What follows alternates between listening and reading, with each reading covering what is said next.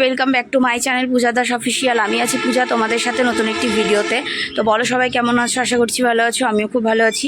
তো এসে গেছি নতুন একটি ভিডিও নিয়ে। যদিও তোমরা ভিডিও টাইটেল আর থাম্বনেল দেখে বুঝেই গেছো আজকের ভিডিওটি কী হতে চলেছে, তাই বেশি কথা বলছি না, ডাইরেক্ট ভিডিও শুরু করছি। ভিডিও এন্ড না করে শুরু থেকে শেষ পর্যন্ত দেখতে থাকো। চলে এলাম টোটোতে উঠে গেছি নদিয়া যাওয়ার উদ্দেশ্যে। নদিয়া নারায়ণপুর তোমরা তো দেখে নিয়েছো মিনি ব্লগে, আমি গেছিলাম নদিয়াতে। তো রীতিমতো টোটোতে উঠে গেছি। সব থেকে বড় কথা, যাব কি যাব না সেই ভাবতে ভাবতে অনেকটা সময় কেটে গেছে। এত গরম ছিল, অলরেডি 3টে শাড়ি চেঞ্জ করে ফেলেছিলাম অতিরিক্ত গরমের কারণে। তারপরে আর কি ফাইনালি ওই শাড়িটা পরে চলে এলাম। তো নদীতে পার হতে হবে নৌকোতে, এটা ভেবেই তো ভীষণ ভয় করছিল, কারণ আমার জল খুব ভয় লাগে। জল জিনিসটা আমার একদমই পছন্দ হয় না মিনস এটাই, মানে আমি পারাপার ব্যাপারটাকে আমার ঠিক ভালো লাগে না, কারণ আমি সাঁতার কাটতে জানি না, এটা আমার একটা দুর্বলতা। তো যাই হোক, কথা বলতে বলতে নদী পার করে অনেকটা ভয় এবং অনেকটা সাহস নিয়ে নদীটা পার করে নিয়েছি। চলে এলাম নদিয়া। যখন নদীটা পার করছিলাম জানো তো, নিজেকে রিল্যাক্স রাখার জন্য না একটা ভিডিও করেছিলাম। ভিডিওটা যখন করছিলাম তখন এটাই মনে হচ্ছিল রবীন্দ্রনাথের সেই কবিতার লাইন, নদীর এপার কহে ছাড়িয়া নিঃশ্বাস, ওপারেতে সর্বসুখ আমার বিশ্বাস। সত্যিই তাই, কি অদ্ভুত তাই না? যারা আমরা মুর্শিদাবাদে থাকি তারা ভাবি নদিয়ার মানুষজন ভীষণ ভালো আছে, যারা নদিয়াতে থাকে তারা ভাবে মুর্শিদাবাদের লোকজন ভীষণ ভালো আছে। সত্যি কথা বলতে যে যে পরিস্থিতিতে থাকে সেই পরিস্থিতিকে খুব ভালোভাবে অনুভব করতে পারে। কথা বলতে বলতে পৌঁছে গেছি এসএ রাইজিং একাডেমিতে এবং গেস্ট রুমে বসে গেছি। আমাকে সার্ভ করে দেওয়া হয়েছে টিফিন আর জলটা। তারপরে এখানে দেখছি স্কুলে যে সমস্ত গেস্টরা এসেছিলেন ওনারা বসে আছেন, তো আমাকেও এখানে বসতে দেওয়া হয়েছিল। ভীষণ ভালো লাগছিল সবার সাথে বসে কথা বলতে। তো তারপরে আমাকে মঞ্চে রাখা হলো, চলে গেলাম মঞ্চে। এত গরম লাগছিল কি বলবো, মানে সেদিন ছিল বিভৎস গরম। ভিডিওটি 5 সেপ্টেম্বরের ভিডিও, এডিটিং করার সময় পাইনি নানান কাজের ব্যস্ততায়। তো তারপরে খুব ভালো লেগেছে এই সমস্ত দর্শকদের দেখে। হয়তো তোমরা ভাবছো এরা কারা? এরা হচ্ছে এসএ রাইজিং একাডেমির যে সমস্ত স্টুডেন্টস রয়েছে তাদের গার্জিয়ানরা।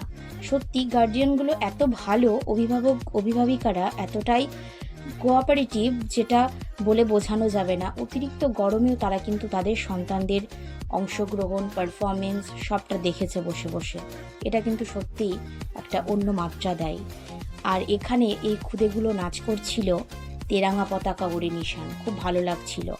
ভিডিওগুলো সব পিছন থেকে হয়ে গেছে, তার কারণ যেহেতু আমি ছিলাম অ্যাঙ্কারিংয়ের দায়িত্বে, সেক্ষেত্রে আমি তো মঞ্চের সাইডে ছিলাম, তো আমাকে সম্ভবতই আমাকে করতে হয়েছে পিছন থেকে এই ভিডিও।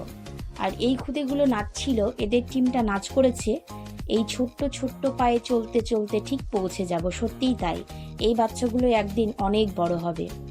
তারপরে এই যে একদল পুরী চলে এসছে, এরা নাচ করেছিল লালঝুটি কাকাতুয়া। প্রত্যেকের পারফরমেন্স খুব ভালো হয়েছে। আমার খারাপ লাগছিল এটা ভেবেই যে আমি ভিডিওটা সামনে থেকে করতে পারিনি। আর সেদিন প্রচুর ব্যস্ততা, এতগুলো বাচ্চাকে হ্যান্ডেল করা, গার্জিয়ানদের সাথে কনভারসেশন, সব মিলিয়ে সবাই ভীষণ ব্যস্ত ছিল, তাই আমিও কাউকে পাইনি যে একটু ভিডিওটা করে দিতে বলবো। নিজেরই খারাপ লাগছিল যে সবাই ব্যস্ত, তার মধ্যে আমি আবার ভিডিও করে দিতে বলবো, তাই পিছন থেকে ভিডিওটা নিতে হয়েছে আমাকে, ব্যাক সাইড থেকে। তো তোমরা একটু মানিয়ে নিও। আর এখানে হচ্ছিল ছোট্ট একটি নাটকের নাম হচ্ছে মোবাইলের নেশা। সত্যিই তাই, বর্তমান দিনে এই গ্যাজেটটা ছাড়া না আমরা এক মুহূর্ত চলতে পারি না। তবে এই জেনারেশন খুব বাজে পর্যায়ে চলে গেছে। আমাদের জেনারেশনটা আমরা কলেজে পড়ার পরে ফোনটা হাতে পেয়েছি, কিন্তু এখনকার বাচ্চাগুলো জন্মের পর থেকে ফোন দেখে বড় হচ্ছে। তো জানি না ভবিষ্যতে কি হবে এদের। যাই হোক, খুব সুন্দর একটা বার্তা বহন করেছে এই নাটকটি, ভীষণই ভালো লেগেছে। সব থেকে আমার যেটা ভালো লেগেছে, এই প্রোগ্রামটা ছিল অসাধারণ প্রোগ্রাম। সত্যি বলতে দাদাকে অসংখ্য ধন্যবাদ। দাদা বলতে আমার গুরুজি মিলন মিয়া মহাশয়, ওনাকে অসংখ্য ধন্যবাদ এত সুন্দর একটি প্রোগ্রামে আমাকে ইনভাইট করার জন্য। প্রোগ্রামটি বিশেষত ছিল স্কুলের annual programme. Annual cultural function, তো সেখানে আমাকে ইনভাইট করা হয়েছিল। তো তোমরা ভাবছো স্টেজে এরা এরকম স্ট্যাচুর মতো কেন দাঁড়িয়ে আছে, অ্যাকচুয়ালি এটা হয়েছিল যেমন খুশি তেমন সাজো। এখানে টিচার্স ছিল, এক কথায় শিক্ষক শিক্ষিকা, তারপরে ডাক্তার, প্রত্যেকেই ছিল। খুব সুন্দর লেগেছে, কনসেপ্টটা খুব ভালো ছিল। তো আর কি, ভিডিওটা তোমাদের কেমন লাগলো পুরোটা কমেন্টে জানাবে।